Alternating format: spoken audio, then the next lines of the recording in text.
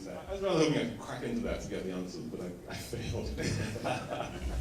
I mean, good to send it to you. So here's one on M-Pesa, because I thought this was an interesting one. M-Pesa is a great success story, and it's much lauded, maybe too oft lauded, but it's a good one, right?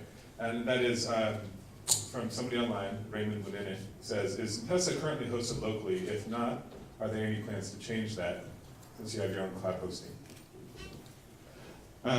No, it is not hosted locally. It's hosted in Germany, and it's redundant in the UK. So you'll say it's going to be redundant. Why the hell is it redundant in the UK? Question which we have asked ourselves many times. So why is it hosted in Germany? Because when it was first envisaged, it was seen to be a platform which Vodafone would have, and then lots of the operating companies around the world would use it. As it turned out, it's really only been a success here, a more limited success in Tanzania. And it has been a bigger success here than we ever thought. So the scale of the thing now at around 15 million users, the platform frankly struggles to cope with it.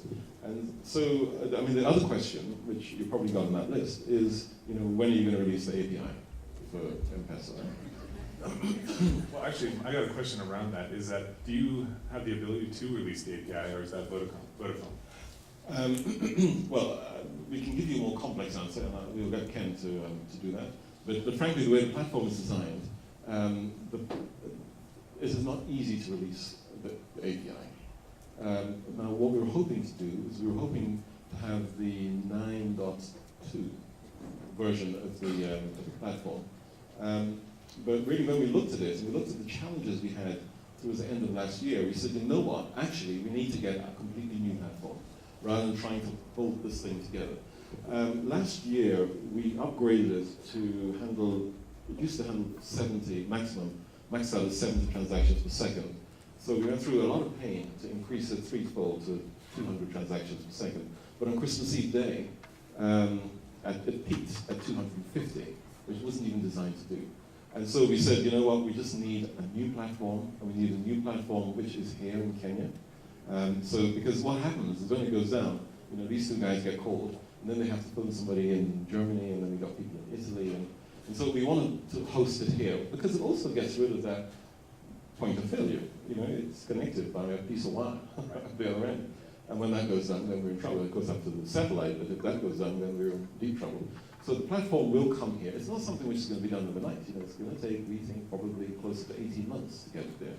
And once it comes here, then of course, all that functionality will be available. But we just think that it's better to do it properly rather than try to patch it and get a 9.2 version and then push back the Kenyan platform even further. Now the good news is that Michael Joseph is now in charge of M-Pesa in Vodafone. He understands perfectly why this platform has to come here. He's one of the biggest supporters of this. And he's working flat out with the team to bring it here. If you need any more details, we're going to try and do a bit of a workaround so that some of the things that you want to do, and Salim can never get through a week without giving me crap about why is the API not available. It's not because we don't want it to be available, it's just because technically it's not possible. Okay, so one more question from me, and then we're going to open it up. Okay, so who's running mics? You are? Okay. So raise your hand now so Jessica knows where to go next. So I actually do sit on the Safaricom Innovation Board, and I know a little bit about it in the internal meetings. I've been to every single one, haven't missed a single meeting, okay?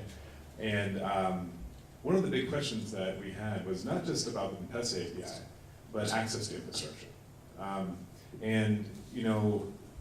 With Airtel offering their one API pretty soon in 17 countries, it's going to be pretty important for Safaricom to have something equally available. Do you have anything else? So put the M-Pesa question aside, but on the rest of the infrastructure, is there going to be anything available for developers that they can access fairly easily without going through too many gatekeepers?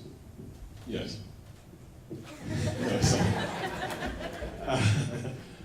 We have a service delivery platform which Ken is going to be ready in.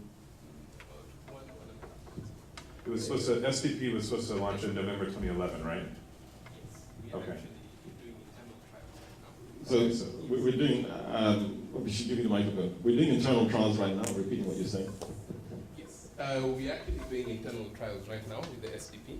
Basically what it is, it's a platform that exposes all the capabilities of the network at an API level, and we allow you to build your applications on top of that. Over and above that, we will also be providing an app store where you can build applications and put them within the app store and then monetize them from there.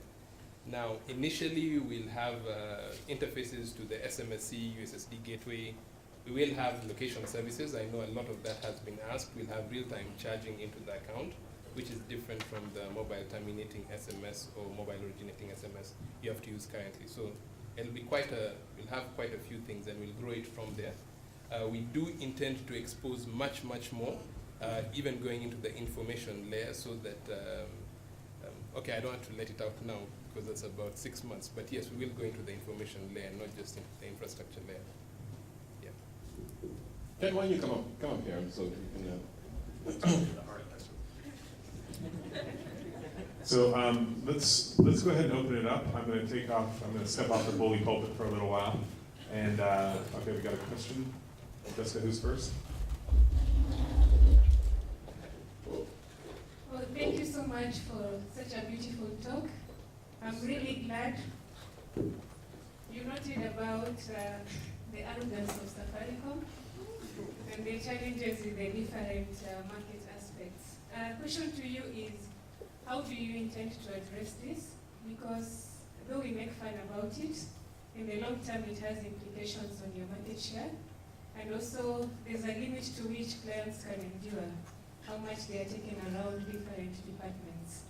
So if you can share on that, and then secondly, what's the future of 4G in Africa?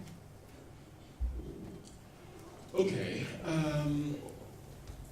Yeah, it's no consolation to you, but we take you round the houses as much as we take NSN or Huawei or Ericsson.